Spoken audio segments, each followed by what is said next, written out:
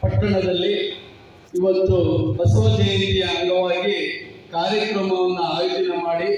ಒಬ್ಬ ಜಾತ್ಯತೀತ ನಾಯಕರು ಅವರು 12ನೇ ಶತಮಾನದಲ್ಲಿ ಬಸವಣ್ಣವರ ಅನುಭವ ಮಂಟಪವನ್ನು ಸ್ಥಾಪನೆ ಮಾಡಿ ಎಲ್ಲ ವರ್ಗದ ಎಲ್ಲ ಸಮಾಜಕ್ಕೂ ಕೂಡ ಸಮಾನ ಗೌರವ ಕೊಟ್ಟಂತ ಮಹಾನ್ ನಾಯಕರು ಯಾರಾದ್ರೂ ಇದ್ರೆ ಈ ಭೂಮಿ ಮೇಲೆ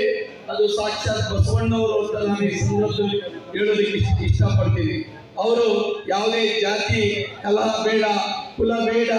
ಅನ್ಯರನ್ನು ಕಂಡು ಅಸಹ್ಯ ಪಡಬೇಡ, ಇದೇ ಅಂತರಂಗ ಸಿದ್ಧಿ, ಇದೇ ಬಹಿರಂಗ ಸಿದ್ಧಿ ಅಂತೇಳಿ ಬಸವಣ್ಣರ ತತ್ವ ಆದರ್ಶಗಳನ್ನ ಪ್ರತಿಯೊಂದು ಸಮಾಜವನ್ನು ಇವತ್ತು ಪಾಲನೆ ಮಾಡಿದ್ದೇ ಆಗಿದ್ರೆ ಮುಂದಿನ ದಿನಗಳಲ್ಲಿ ಈ ದೇಶ ಒಂದು ಜಾತ್ಯತೀತ ರಾಷ್ಟ್ರವಾಗಿ ಎಮ್ಮರವಾಗಿ ಬೆಳೆದಕ್ಕೆ ಈ ಬಸವಣ್ಣರ ಮಾರ್ಗದರ್ಶನ ಕಾರಣ ಅಂತ ನಾನು ಈ ಸಂದರ್ಭದಲ್ಲಿ ತೂಬಿಗೆರೆ ಗ್ರಾಮದ ಎಲ್ಲ ಹೋಬಳಿಯ ಎಲ್ಲ ಮುಖಂಡರುಗಳಿಗೂ ಕೂಡ ಬಸವ ಜಯಂತಿಯ ಶುಭಾಶಯಗಳನ್ನ ಹೇಳ್ತಾ ಈ ಒಂದು ಕಾರ್ಯಕ್ರಮಕ್ಕೆ ಆಹ್ವಾನ ಮಾಡಿ ನನಗೆ 2 ಮಾತಾಡಕ್ಕೆ ಅವಕಾಶ ಮಾಡಿ. ಬಸವ ಜಯಂತಿ ಅಂಗವಾಗಿ ತೂಬಿಗೆರೆಯಲ್ಲಿ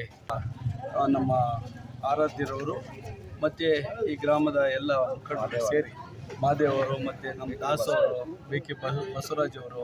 ಮತ್ತು ನಮ್ಮ ಮುನಿಕೃಷ್ಣಣ್ಣವರು ಮತ್ತು ನಮ್ಮ ವೆಂಕಟೇಶಣ್ಣವರು ಎಲ್ಲ ಮುಖಂಡರು ಸೇರಿ ಇವತ್ತು ಬಸವ ಜಯಂತಿ ಕಿಟ್ಟಿಯವರು ಎಲ್ಲರೂ ಸೇರಿ ಒಟ್ಟಿಗೆ ಇವತ್ತು ಬಸವ ಜಯಂತಿಯನ್ನು ಆಯೋಜನೆ ಮಾಡಿದ್ದಾರೆ. ಈ ಒಂದು ಬಸವ ಜಯಂತಿ ಅಂಗವಾಗಿ ಏನು ಬಸವಣ್ಣವರು 12ನೇ ಶತಮಾನದಲ್ಲಿ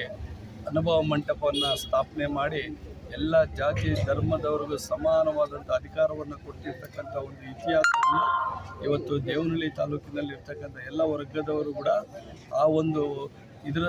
ಆಧಾರದ ಮೇಲೆ ಇವತ್ತು ಪ್ರತಿಯೊಬ್ಬರು ಕೂಡ ಸಮಾನತೆಯಿಂದ ಬಾಳ್ತಾ ಇರ್ತಕ್ಕಂಥದ್ದು ನಮಗೆಲ್ಲ ಸಂತೋಷವಾಗಿದೆ. ಮುಂದಿನ ದಿನಗಳಲ್ಲಿ ಬಸವಣ್ಣರ ಒಂದು ಅವರ ಆದರ್ಶಗಳು ಮತ್ತು ಬಸವಣ್ಣರ ಒಂದು ಇದನ್ನು ನಾವು ಪರಿಪಾಲನೆ ಮಾಡೋದ್ರ ಮೂಲಕ ಉತ್ತಮವಾದಂಥ ಸಮಾಜಕ್ಕೆ ಉತ್ತಮ ಪ್ರಜೆಗಳಾಗಿ ಬಾಳಬೇಕು ಅಂತೇಳಿ